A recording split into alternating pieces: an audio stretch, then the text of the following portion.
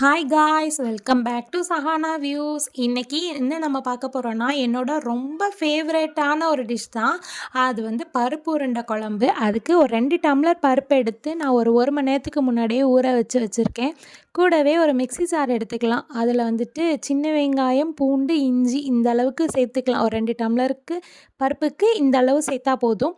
அதுக்கு வந்து 1 ஸ்பூன் சீரகம், 1/2 ஸ்பூன் சோம்பு, 1/2 ஸ்பூன் மிளகு சேர்த்துக்கலாம். கூடவே பொட்டுக்கடல 1 ஸ்பூன் சேர்த்துக்கலாம் திக்னஸ்க்காக.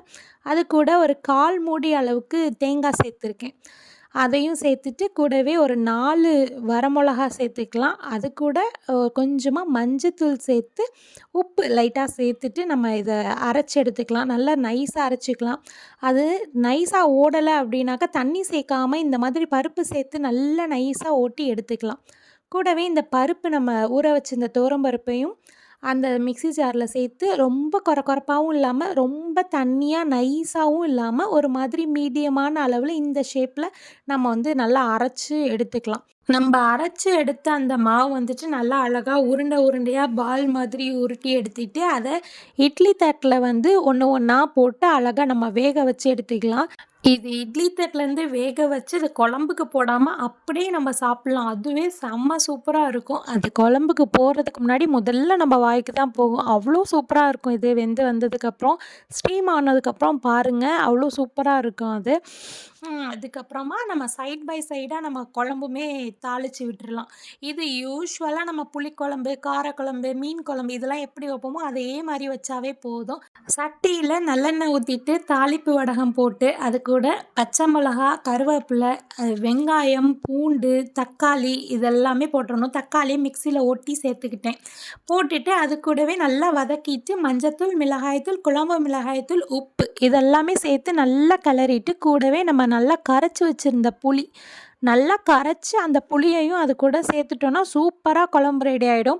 லாஸ்ட்டாக நம்ம வந்து தேங்காய் மட்டும் அரைச்சி ஊற்றணும் இந்த குழம்புக்கு எக்ஸ்ட்ராவாக, அவ்வளோதான். இந்த குழம்பு நம்ம தாளிக்கிறதுக்குள்ளேயுமே சைடில் பருப்பு உருண்டை சூப்பராக வெந்துருச்சு. இதை நல்லா செக் பண்ணிவிட்டு அதுக்கப்புறம் நம்ம குழம்புல சேருங்க. இது வந்து கொஞ்சம் அரைக்குறையமாக வெந்திருந்தது அப்படின்னாக்கா நான் குழம்புல போட்டிங்கன்னா அது அப்படியே கரைஞ்சிடும். அது வந்து நல்லா இருக்காது. நான் காமிக்கிறேன் பாருங்கள், அப்படி புட்டோன்னா அப்படி புட்டு மாதிரி புட்டுட்டு வரணும். அந்த மாதிரி நல்லா வெந்துடுச்சுன்னா அதுக்கப்புறமா நீங்கள் குழம்புல சேர்த்துக்கலாம். பருப்பு உருண்டைக்கு மாவு எடுத்து நம்ம ரெடி பண்ணோம்ல, அந்த மாவில் ஒரே ஒரு உருண்டை வந்து நான் வச்சுருக்கேன். அது கூடவே தேங்காவை அரைச்சி தேங்காய் பாலை சேர்த்து நல்லா அது வந்து கரைச்சி இந்த குழம்புல சேர்த்துக்கலாம். எதுக்கு அந்த உருண்டை வச்சுருக்கேன் அப்படின்னாக்கா அது குழம்பு வந்து நல்லா திக்னஸ் கொடுக்கும். அதுக்காக இந்த ஒரு உருண்டையும் தேங்காய் பாலையும் லாஸ்ட்டாக குழம்புல நம்ம சேர்த்துக்கிறோம். சேர்த்துட்டோன்னா நல்லா டேஸ்ட்டு, ஃப்ளேவர் எல்லாமே சூப்பராக இருக்கும். கண்டிப்பாக அந்த ஸ்டெப்பை மிஸ் பண்ணிடாங்கம்மா, நீங்கள் சேர்த்து செய்யுங்க. இந்த பருப்பு உருண்டை வெந்தோடனே என்னாச்சுன்னா நான் நல்லா ஆற வச்சுட்டு அதுக்கப்புறம் தான் எடுக்கணும். இல்லைனா ஒன்றோட ஒன்று ஒட்டிக்கும். ஆறுனதுக்கப்புறம் நம்ம எடுத்துட்டு இந்த உருண்டையெல்லாம் நம்ம பால் பிடிச்ச மாதிரி இல்லை, அன்ஈவனாக இருந்துச்சு இல்லையா, இதெல்லாம் நல்லா ஆறுனோடனே நல்லா ஈவனாக நல்லா உருண்டை பிடிச்சி இந்த அளவுக்கு பிடிச்சி எடுத்துட்டு அதுக்கப்புறம் நம்ம நல்லா கொதித்த குழம்புல இதை நம்ம நல்லா சேர்த்துக்கிறோம்.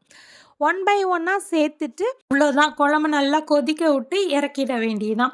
இதில் மெயின் டிப்ஸ் என்னென்னா, இந்த பருப்பு மாவு அரைச்சோம் இல்லையா, பருப்பு உருண்டைக்கு மாவு அரைச்சோம் இல்லையா, அது ரொம்ப தண்ணியாக மட்டும் இருக்காமல் பார்த்துக்கோங்க. அதே மாதிரி ரொம்ப கெட்டியாக இருந்தாலும் அப்படியே நெஞ்சு அடைக்கிற மாதிரி ஆகிடும் சாப்பிடும் போது. அதனால அதை வந்து திக்காகவும் இருக்கக்கூடாது, தண்ணியாகவும் இருக்கக்கூடாது. மீடியமான கன்சிஸ்டன்சியில் அதை நம்ம வந்து ரெடி பண்ணி எடுத்துக்கிறோம். அதுதான் ரொம்ப ரொம்ப முக்கியமான ஒரு பாயிண்ட்டு. அதை மட்டும் கவனமாக பார்த்து செய்யுங்க.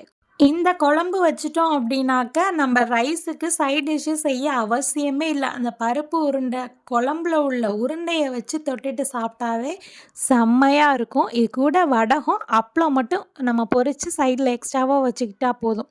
கண்டிப்பாக ட்ரை பண்ணி பாருங்கள். சும்மா அட்டகாசமாக இருக்கும் டேஸ்ட்டு. ட்ரை பண்ணிவிட்டு அப்புறம் சொல்லுங்கள் எப்படி இருந்துச்சுன்னு.